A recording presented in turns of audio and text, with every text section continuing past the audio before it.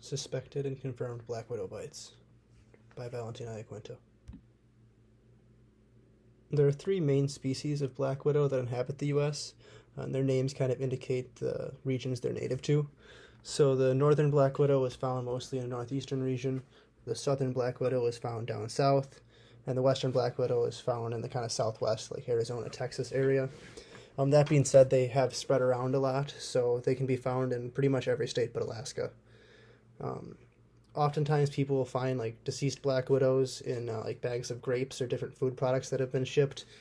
They're also common in like if industrial companies ship things in like large cardboard boxes or even cardboard box storage, they can be found there as well.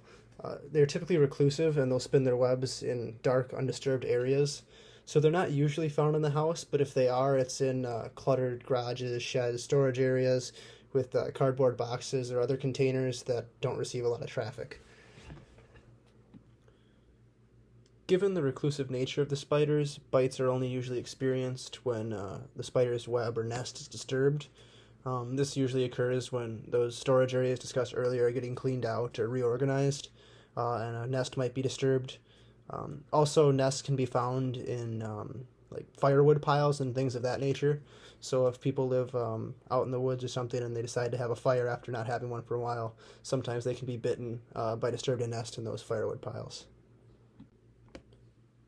Although black widow venom is a pretty potent neurotoxin, most bites only present with mild symptoms.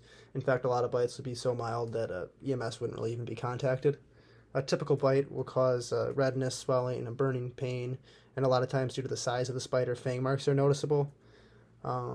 Symptoms of a severe bite include muscle cramping, stiffness, severe abdominal pain, nausea and vomiting, difficulty breathing, weakness, tremors, possible paralysis, a lot of times excessive sweating, and even swollen eyelids. A lot of those are indicative of the neurotoxic nature of the venom. And then as with any bite or sting, anaphylaxis is a consideration given the fact that a patient could be allergic to the venom. Generally speaking, the only two demographics that will experience those severe symptoms are pediatrics and geriatrics.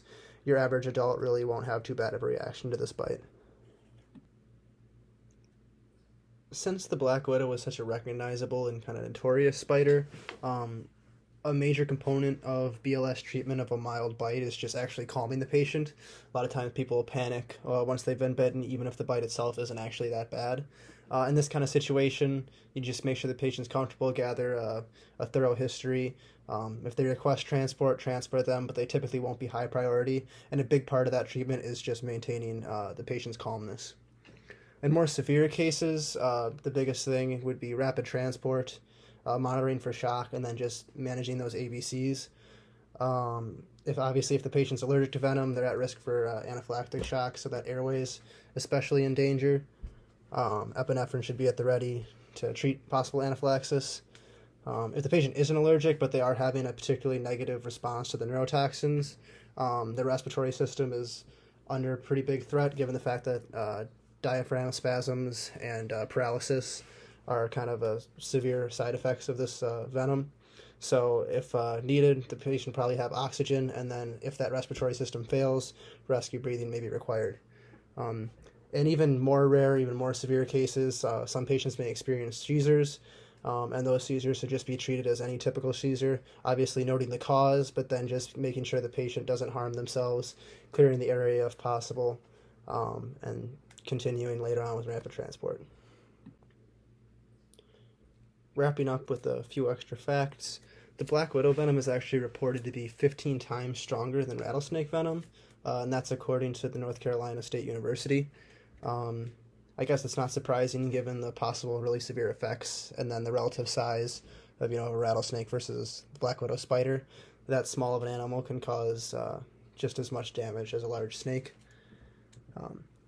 In fact, only female black widows pose an actual threat to humans. Their bites are the only ones with the particularly dangerous toxin, and even then, as stated earlier, most outcomes are pretty mild. And actually, contrary to popular belief, black widows don't usually eat their mates post-mating. That's kind of what their species is known for, but it's not an especially common behavior. And shipping is a big factor, but also just natural expansion of habitats. While they used to only be found kind of southern Western America in those like three main regions, they're expanding northward through all of America and can be even be found in some parts of Canada.